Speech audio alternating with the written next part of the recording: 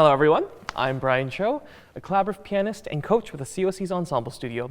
This winter, we're presenting an opera that hasn't been seen on the Canadian Opera Company stage for 25 years, The Cunning Little Vixen by Leos Janáček. Janáček's music incorporates a wide variety of influences and sounds, and this opera features some of his most interesting work. Today, I'm going to walk you through a few key features of the music of The Cunning Little Vixen, with a few examples, of course, so that you know exactly what you're listening to at the show. The composer, Janáček, drew inspiration from the Czech writer Rudolf Tesnolidek's serialized novella of the same name. His fascination with nature and his profound impact on the human experience fueled his creative process. The opera introduces us to vibrant characters that include the clever vixen and the contemplative forester. Janáček's unique musical approach breathes life into these characters, capturing the essence of the forest and its inhabitants. Throughout the plot, you'll notice musical themes that resonate with the natural cycle of life and the delicate balance between the human and animal worlds. The vixen, as she's young, gets captured by the forester, and as they're leaving the scene, Janáček sets this beautiful, almost soundscape, where the forest suddenly becomes alive. Despite the main two characters leaving, all the other animals and all the dancers and just the life that exists appears.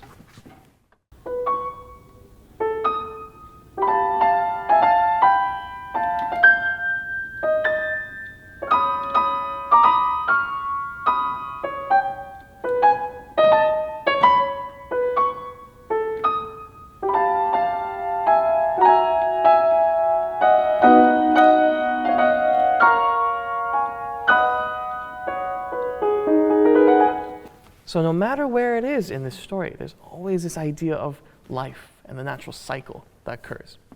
Speaking of weaving themes, The Cunning Little Vixen is a musical tapestry that truly allows for Janáček's genius to shine through. A couple of these themes can be heard in, for example, Act 2.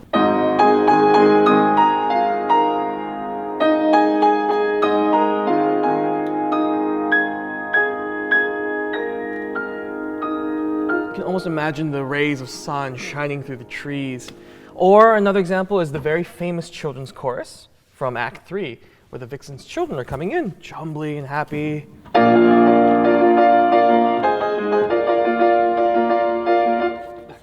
So this opera is very much influenced by folk melodies, like contemporaries of his time, Dvorak, who composed Rusalka. And talking more about that, the rhythmic complexity of Janáček's composition also adds layers of depth, enhancing the emotional resonance of the story. A fun musical example of this is how Janáček emulates and illustrates how real-life animals would sound through music.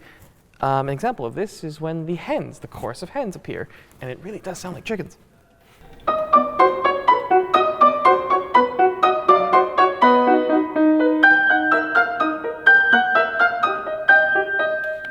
So, coming out of the hens, Janáček is really well known for writing extremely difficult music, not just in technical impressionism, but rather understanding polyrhythms. He likes to write many things that don't really make sense to the eyes, but listening to it, it does.